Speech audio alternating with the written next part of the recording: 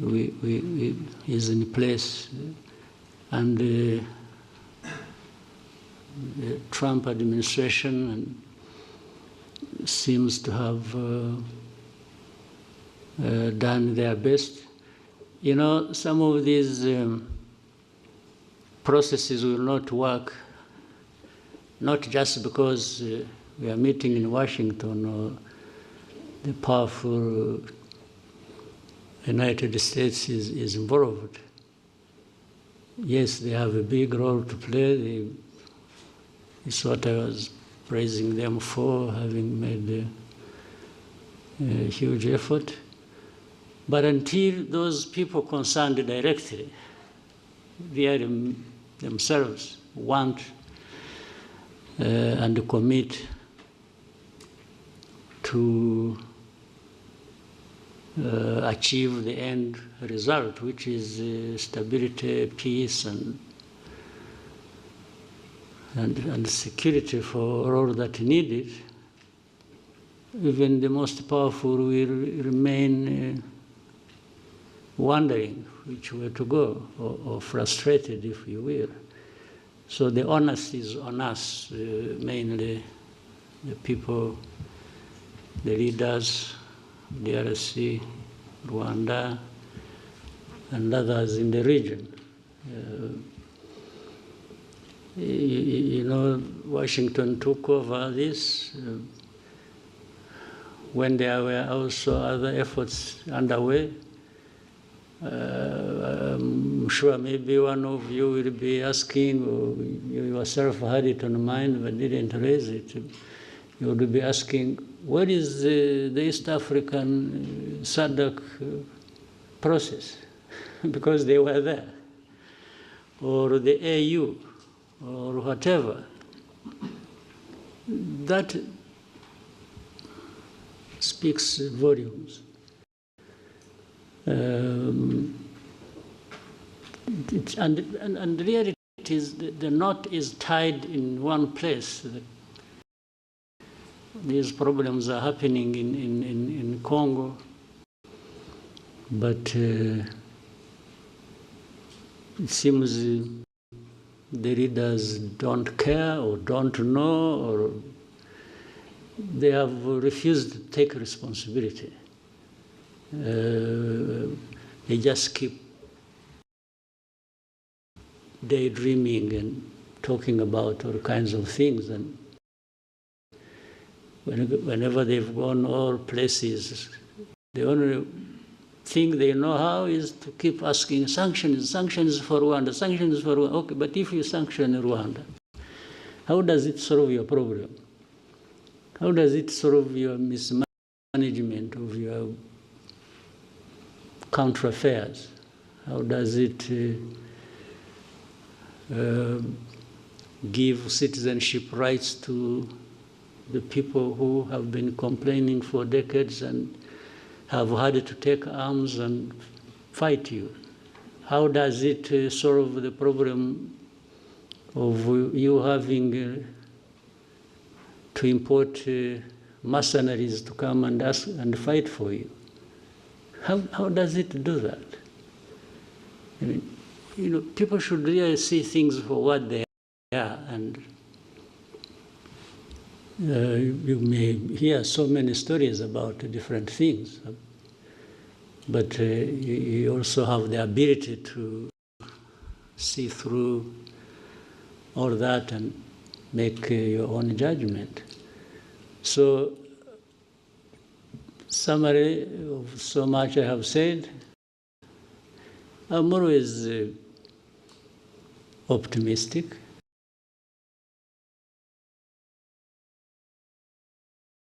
I always hope there is a chance another day and the following day. But I remain prepared to take care of the business I have to take care of. Thank you, Mr. President. Albert? Good afternoon, sir. Thank you for this press conference. Kind of a follow-up on where we started. At the same time that we have a meeting coming up in Washington eventually, at the same time you have a narrative that has been developing in these last weeks and touching on something that doesn't seem to be the way it is presented, talking about humanitarian crisis that is incredible, millions of people displaced in Eastern Congo, that people need to have access to Goma, and that is especially developed in Europe, for what we can see. So sometimes also it reminds me of 10 years ago, or 2012, 2013, what is this thing about Goma? Because as soon as M23 took in 2012 Goma, the whole world went cuckoo. And now again, everybody wants to have access to Goma. So what is there? Because it's at our doors. At the same time, I believe that after 25 years, to have MONUSCO there, which was also part of the forces that, beginning of this year, were shooting at Rwanda.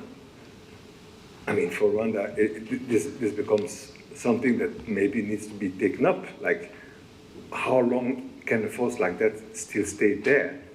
And especially that they've been part of the belligerent attacking Rwanda.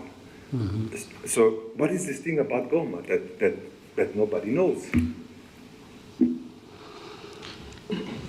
Well, Goma is near a volcano which sometimes erupts, and so maybe that seems to be the factual thing about Goma. The rest are just stories. But from what you started saying, what is it that didn't actually originate from Europe? You asked something about Europe, and you are saying the stories about Goma and so on are originating from Europe. But what is it that didn't originate from Europe about this story or about this problem? If you look at the whole history and the old history, but even the recent history, you have had Europe always in the mix of things in and between our countries, and even to do with the crisis we have in Eastern Congo or the region.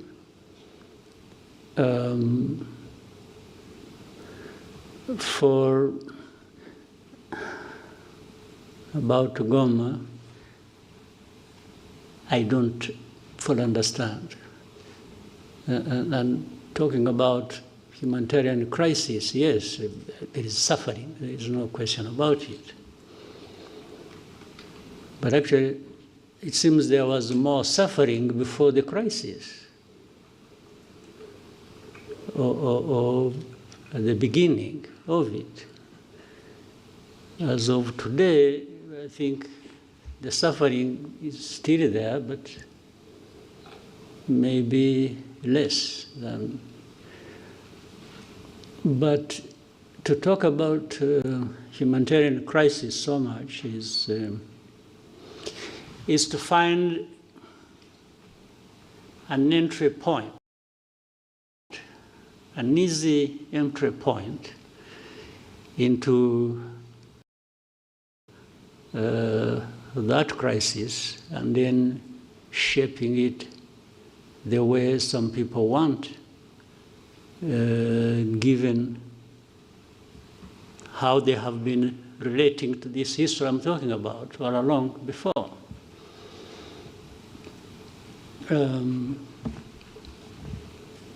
You cannot talk about just crisis or humanitarian crisis without highlighting the root cause of that. And people have always avoided bringing up matters to do with the root cause, because in the end it exposes people like that. So there is always a way to shape things in a manner that there is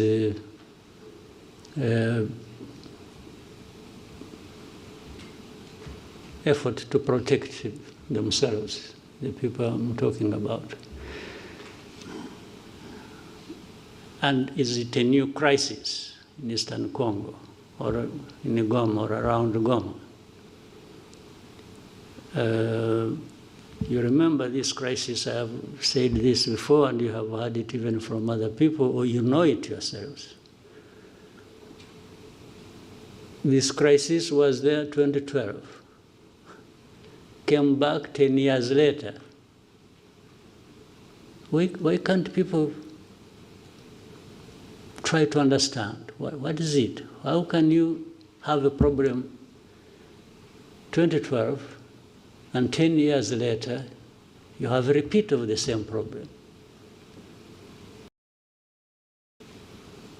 It means, but yet, for those 10 years, we had this international presence.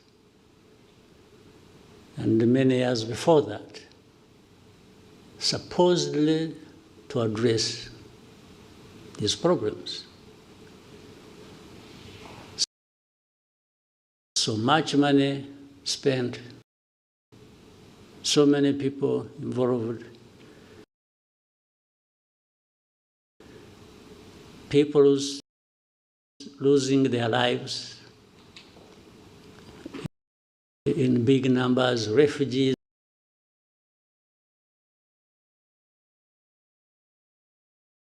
people displaced, and but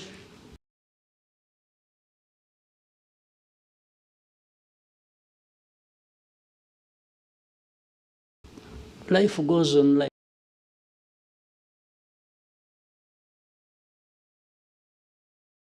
that until we are revisited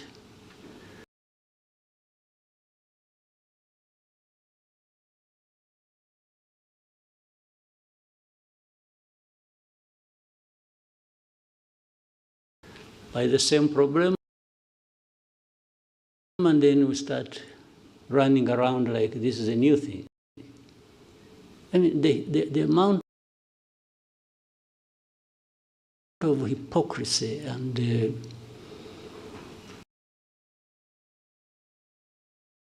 even double standards and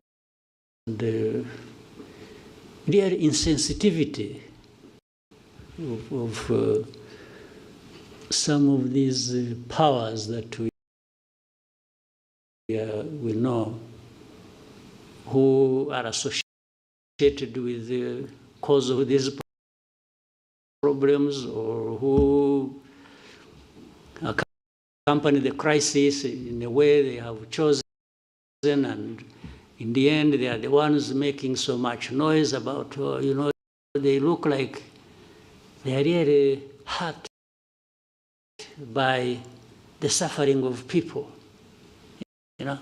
These are people touched and offended by people suffering. But this is just trash of pretense. If you are like that, you have heard people talk about values, you see our values, but it's a lot of nonsense. If you have the power of everything, whether political, money, or whatever, and then every day you're talking about values and so on and so forth, and even want to teach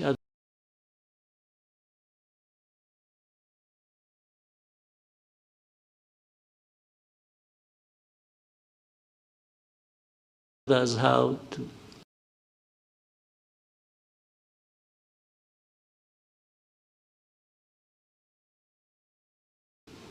respect values.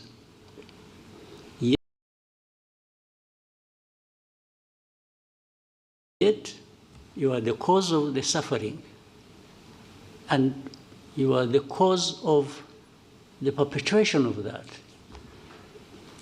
What kind of pretense is this? And you can't just, so when you see these people, coming out with a lot of anger on this and talking about, you see us, you've made a mistake, we are going to do this.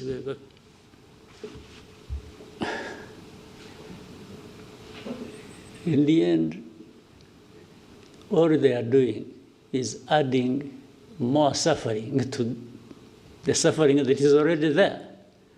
It's not actually addressing any problem.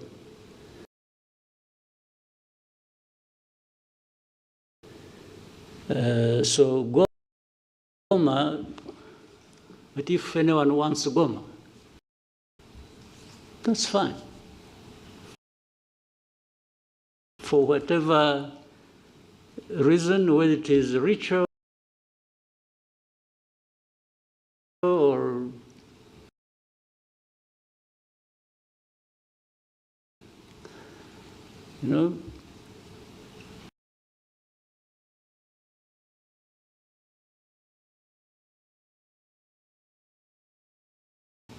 some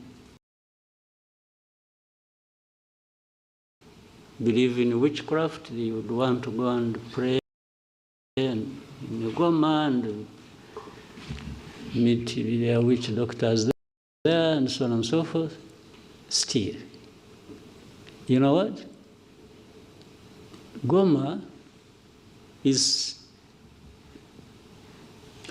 not functional as of now, but it is in the hands of some people.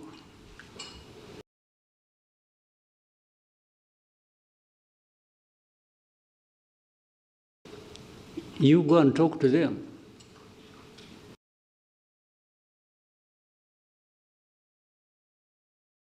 But if I were the one, now let me be myself, let me tell you a story.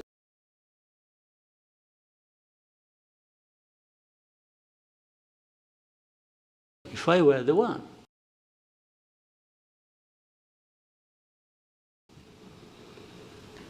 you come and I'm the one controlling Goma, and you come to say, I want to use Goma. I say, fine, but these are conditions.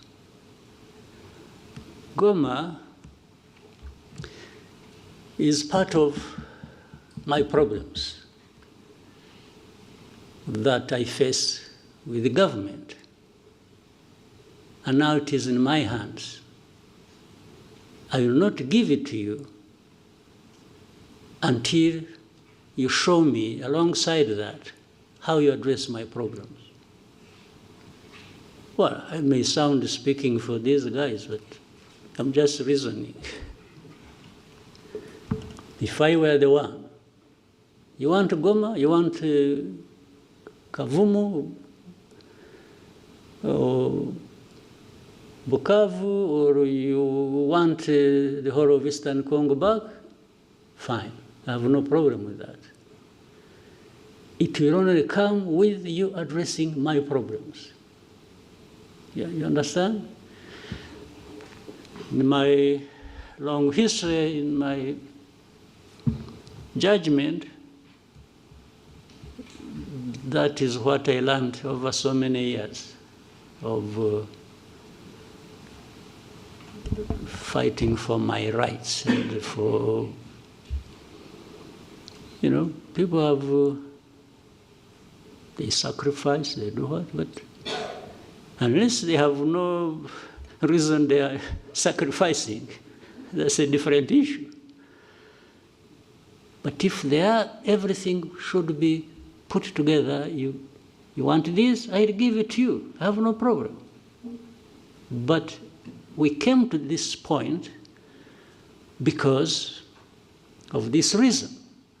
So if you don't address that reason, how do you just expect to cause problems? And then you come and say, and This I'm saying because, again, for me, what you see is what you get. We used to tell Congolese from the beginning, when we would be in the discussion, and it's like you see leaders behaving like, it's like, you must do this, you must do that, and they are the cause of problems. So I used to tell the leaders of Congo that asking, or in order for us to have security in our country and have peace, and that we have fought for so many years in the past, it's a must. We must give each other peace. I can't ask anybody for peace as a favor they are doing to me. No. For us to have peace, I beg you, and you have to do me a favor to give me my peace. That's a different world I don't live in myself. I cannot ask anybody to do me a favor to have Rwanda secure or to have my right. Well, initially maybe I can ask you to do a favor, tactically, and say, please, I beg you, I can even kneel down if you want. But if you don't give me my right, then it means a fight. We will fight, no question about it. So there is no way, where I'm concerned, you can do me a favor for my right. Who are you after all? Who are you to have everything, including my own right, that you can control? How? Who are you? What gives you that right or power to be able to do that? So I've given you more than you really wanted, but Goma is part of the problems we have in Eastern Congo. And yes, Goma should go back to its operations as an airport. But what is it that stopped it being so in the first place? So you must address that. You want to address humanitarian crisis. I agree. There must be a way of doing it, taking on board the fact that there is what is causing the humanitarian crisis, and that must be addressed. Right? So, anything else about Goma?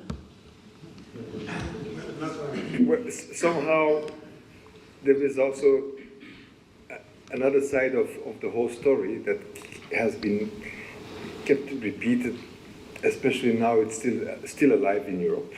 It's about the looting of minerals and all of that. I mean... Again, that is nonsense. Exactly. They looted minerals better than anybody, worse than anybody I know of in history. So would you even listen to that? Minerals? Minerals, they sell minerals in, what is it? In Antwerp, in where is? Antwerp. Diamonds. Diamonds. But there are no Do they produce diamonds? Or they have gold, bullions they took long ago and they are adding more? Do they have a lot of gold really? Do they have gold mines, these Europeans? they take it, okay, to make their case even simpler or less than it is. They may even say, no, but the gold or the diamonds or whatever we have is brought by legitimate people, okay? Would you believe that? But that legitimate, when they are there, they are the legitimate ones. So, but this whole thing, why do you think, by the way, there is something to do with there is an MOU actually we're supposed to be having with Europe, which involves, I think, and a lot has been worked on about traceability and so on and so forth, okay? Rwanda got involved in that and passed every stage and standard that was expected on that. Now, what is funny and contradictory is, at some point, then DRC goes to Europe and says, no, don't sign anything with, but how do you not sign anything that was supposed to be transparent and show where the minerals are coming from or who is involved?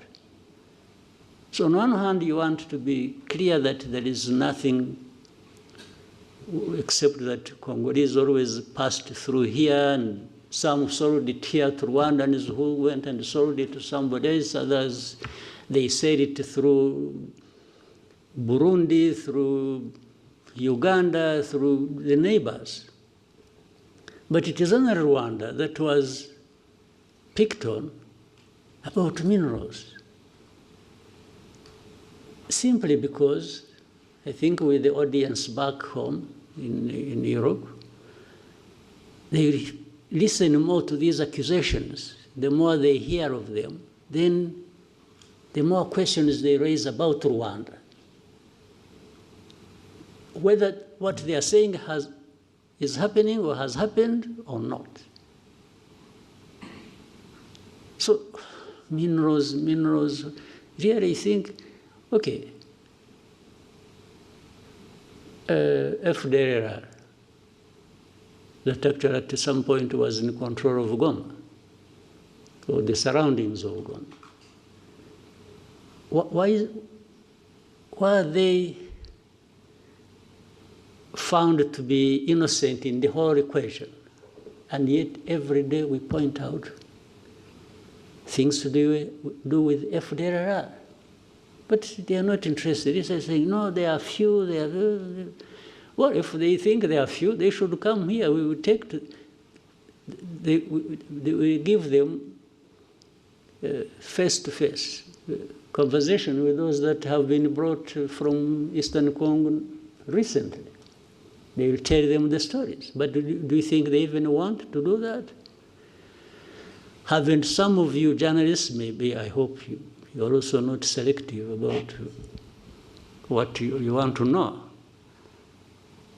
Haven't you asked to go and meet these people who have been brought from Congo, the FDLR, to tell you their stories that show you how they are so embedded and intertwined with the Congolese forces and other systems of government?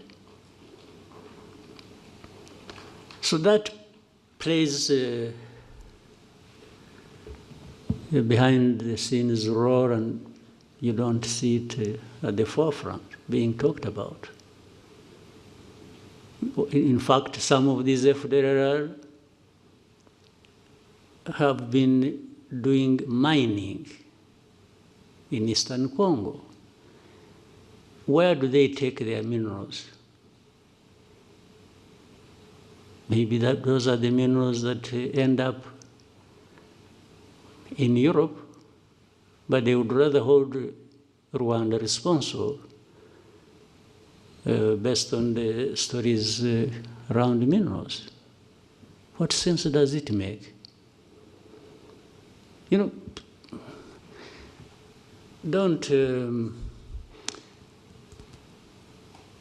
sometimes we overrate people.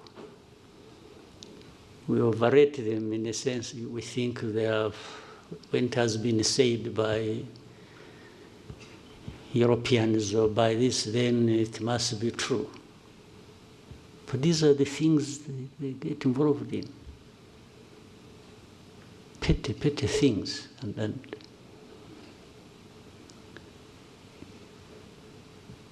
without borders. Okay? Thank you, Mr. President. We have one more question about Goma from Romain Grau of Jeune Afrique. The question says, President Macron said on the sidelines of the G20 that the M23 and those who control Goma airport have not made the necessary effort to reopen it, stating that the administrative conditions have been met by the DRC. What steps need to be taken to achieve progress on the airport issue? Well, I don't know, what is being referred to as the government of DRC having met what? I don't understand. That they met what? The administrative needs. What administrative need? To the best of, I don't know what, first of all, the meaning of what he had said. For example,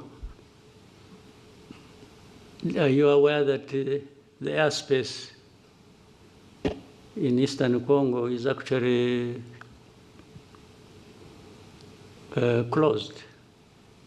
You can't overfly.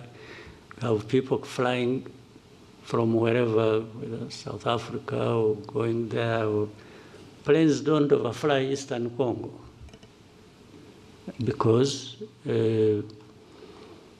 DRC government closed the airspace. Now you want to open an airport in a closed airspace, and he says somebody has met the standards, administrative standards. I don't understand the meaning of it. Second, those M23 and others who control what? Who control them? You mean M23 who control or M23 and others? And those who control. Ah, okay.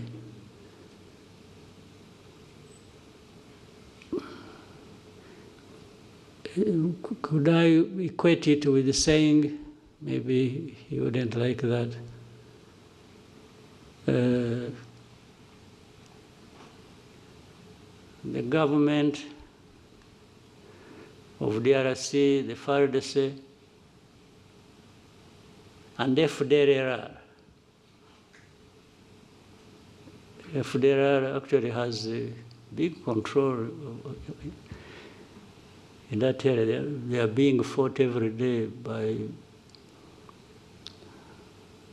the M23, even before those who control the airport come in. So would President Macron wish to say something about FDLR?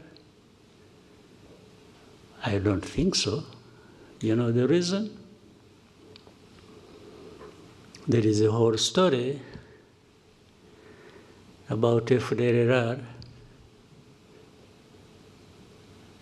and those others from Europe who talk about the airport, those others who control it other than M23. There are those others from Europe who control FDLR. That's why they are always quiet about FDLR. You see always when issues about Eastern Congo, about Rwanda backed M23, and then when FDLR, they are really whispering. They don't even want anybody to hear it. and then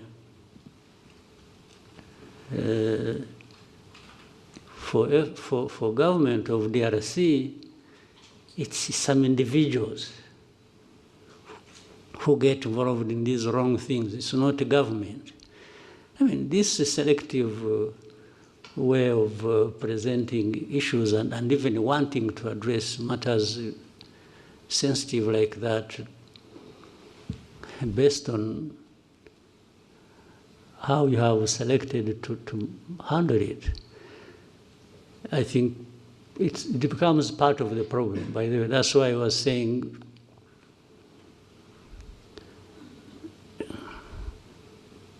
those others, other than those who control the airport, but from Europe, have been part of this problem as of origin of 31 years ago tragedy we had here. We've been associated with that. Maybe with time, when if those things keep coming up, and the way they have been, we will say more about that. I think if they think we can be silenced to not talk about their historical role and responsibility in matters of tragedy here in Rwanda, and which crossed into Congo, and people are there, you see hate speech, you see all kinds of by leaders. And those others in Europe tend to minimize it and don't even want to talk about it. But then they talk about Goma, M23, and the others who control it. Who control both? I mean, I guess they mean who control M23 and who control Goma. Yeah, but there are those others also who control from the same place where the voice came, who control government of DRC and control FDLR. And that's why FDLR, people keep quiet about it. But, well, if they want us to roll back the whole efforts of the understanding of how we should relate based on their involvement in the tragic history of this country and the region, they are welcome. Thank you, Mr. President. Next question for Lionel. Thank you, Mr. President. My name is Lionel Nditeli from Pan-African Review. My question will be about Africa's security in more broader terms. At the recent Land Forces Commander held in Kigali, you noted that Africa still faces the world's the most active conflicts, and that the response is constrained by external bureaucracy and decisions made afar, even when speed and autonomy are needed. At the same time, Rwanda's interventions in Mozambique and Central Africa show us what African-led solution can achieve when partners trust each other and act decisively. So in light of these contrasting realities, what do you think are the reforms required for Africa to be able to strengthen its capacity to respond on its own terms? And how do you see Rwanda's interventions or partnership shape that future? Yeah, it's an important question, but very difficult. Again,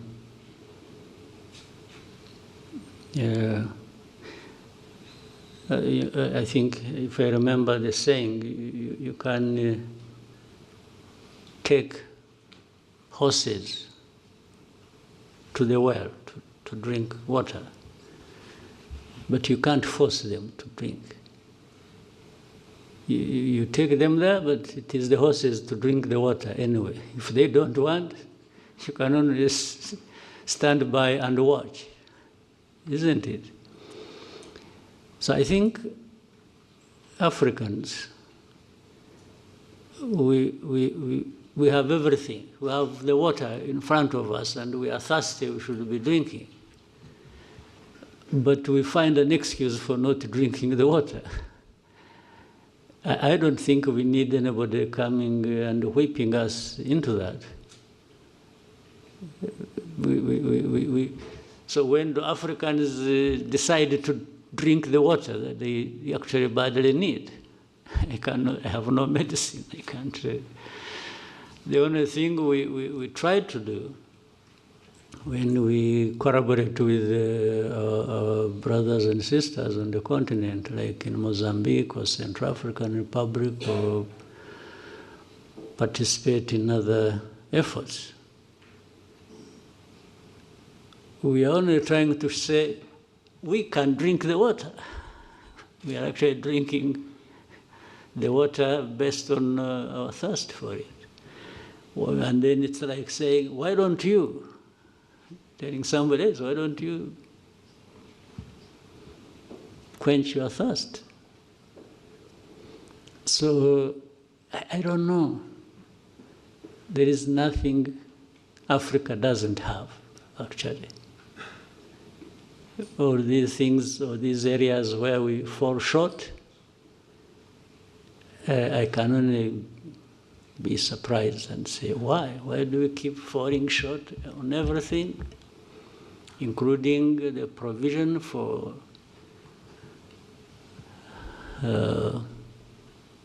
security for our people? When we have the people, we have the resources, we have the knowledge, we have... what is it that Africa doesn't have? Tell me. We have good weather, maybe that's what spoils you. We have... what don't we have? Numbers, we have 1.4 billion people on our continent. So what do we want? What else do we want? Or what do we lack? So that is... it's a pathetic situation. Yeah. I don't think I have helped you to understand what you can do, but not for lack of trying. Yeah. Thank you, Mr. President. We take one question and then go to break from Anangwe. Thank you, Mr. President. Eugene. Maybe why don't we continue a little bit, then maybe another 15 minutes and then take a break. Eugene Anangwe, we're CEO, founder, East Africa Media Group, and the African Leadership and Dialogue Institute. Mr. President, my question is on leadership.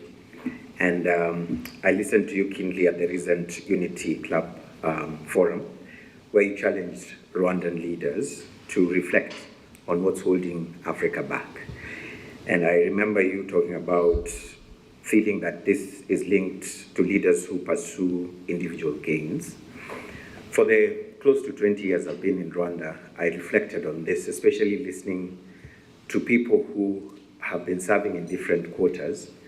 And when someone tells them, "Nukomeza bucho, urisanga kuri yellow paper," and they say, "Reka, reka, reka, reka, reka." And the reka, reka, reka is not because they don't want to serve, but because of the pressure to deliver that leaders in this amazing country go through. The pressure to deliver without apology. Exactly, yeah. Yes. And this brings me to the question of your style of achieving this culture. I know of countries where people will kill each other to get those positions of leadership. But here, not everybody can take that pressure to deliver without apology. So if you were to deliver a lecture at President Kagame's School of Leadership, what would those three things be that you'd say about this subject of servant leadership?